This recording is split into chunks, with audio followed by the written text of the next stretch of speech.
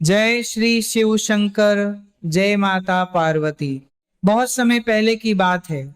एक नगर में एक विद्वान और धर्मपरायण ब्राह्मण अपनी पत्नी और सुंदर संस्कारी पुत्री के साथ रहता था।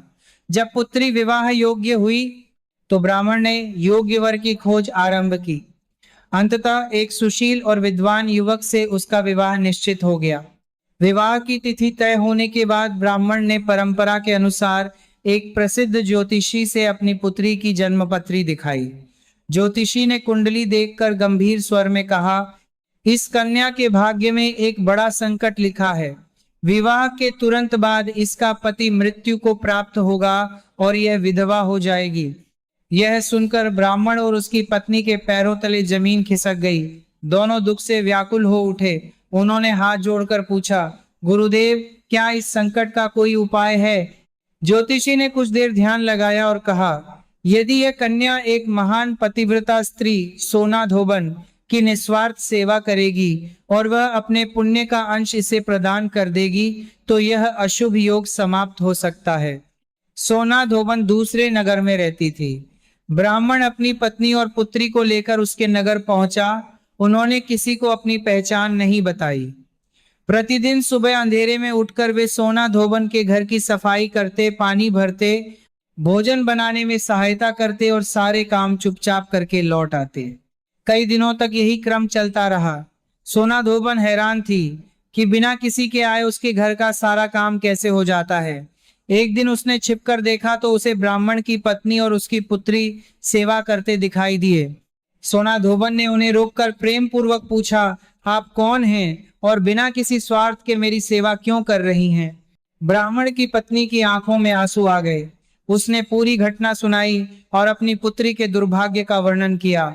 यह सुनकर सोना धोबन का हृदय करुणा से भर गया। उसने कहा, यदि मेरे पुण्य से किसी का जीवन बच सकता है तो इससे बड़ा सौभाग्य और क्या होगा। समय बीतता गया और विवाह का दिन आ गया। विवाह की सभी रस्में हर्षोल्लास से संपन्न होने लगी। जैसे ही 7 फेरे पूरे हुए, अचानक वर के शरीर में कंपन होने लगा और वह भूमि पर गिर पड़ा। सभी लोग घबरा गए। चारों ओर रोने पीटने का माहौल बन गया। उसी समय सोना धोबन वहां पहुंची। उसने भगवान शिव और माता पार्वती का स्मरण किया और अपने जीवन भर के संचित पुण्य का फल उस नवविवाहित दंपति को अर्पित कर दिया। कुछ ही क्षणों में वर ने अपनी आंखें खोल दी और उठकर बैठ गया। सभी ने इसे ईश्वर की कृपा और सोना धोबन के महान त्याग का चमत्कार माना। लेकिन अपने सारे पुण्य का दान करने के कारण सोना धोबन के जीवन में संकट आ गया। जब वह अपने घर लौटी तो देखा कि उसका पति प्राणहीन पड़ा है। यह देखकर उसका हृदय टूट गया, परंतु उसने धैर्य नहीं खोया। उसने निश्चय किया कि वह भगवान शिव और माता पार्वती की आराधना करेगी।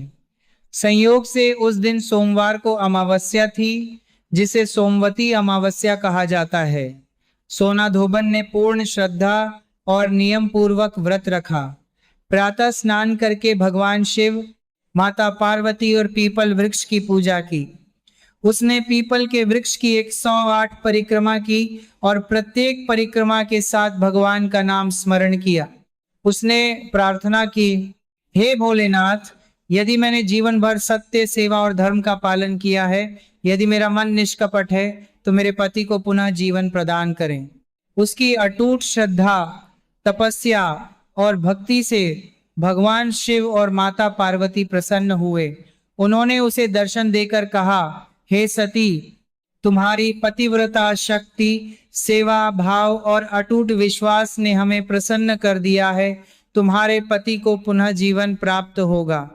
इतना कहते ही सोना धोबन का पति जीवित हो उठा। पूरा नगर इस चमत्कार को देखकर भगवान शिव की महिमा का गुणगान करने लगा। तभी से यह मान्यता प्रचलित हुई कि जो सुहागिन स्त्री श्रद्धा, नियम और भक्ति के साथ सोमवती अमावस्या का व्रत करती है, भगवान शिव और माता पार्वती उसकी मनोकामनाएं पूर्ण करते हैं, उसके पति को दीर्घायु का आशीर्वाद देते हैं और परिवार में सुख, शांति तथा समृद्धि बनाए रखते हैं। इस दिन पीपल वृक्ष की पूजा, 108 परिक्रमा, दान पुण्य, शिव पार्वती की आराधना और जरूरतमंदों की सेवा का विशेष महत्व बताया गया है। ऐसा माना जाता है कि इस व्रत से पापों का क्षय होता है, जीवन के कष्ट दूर होते हैं और सौभाग्य की वृद्धि होती है। कथा का संदेश। यह कथा हमें सिखाती है कि निस्वार्थ सेवा, त्याग, करुणा और सच्ची श्रद्धा से असंभव कार्य भी संभव हो जाते हैं। सोना धोबन ने बिना किसी लालच के अपना संचित पुण्य दूसरों के सुख के लिए अर्पित कर दिया।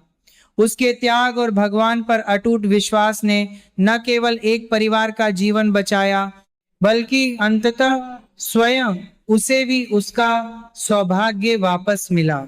इसीलिए हमें भी जीवन में सेवा, दया, सत्य, धर्म और ईश्वर भक्ति को अपनाना चाहिए। जो व्यक्ति श्रद्धा पूर्वक भगवान शिव और माता पार्वती का स्मरण करता है, उसकी रक्षा स्वयं महादेव करते हैं। कथा समाप्त। बोलिए भगवान शिव शंकर की जय, माता पार्वती की जय, सोमवती अमावस्या व्रत की जय।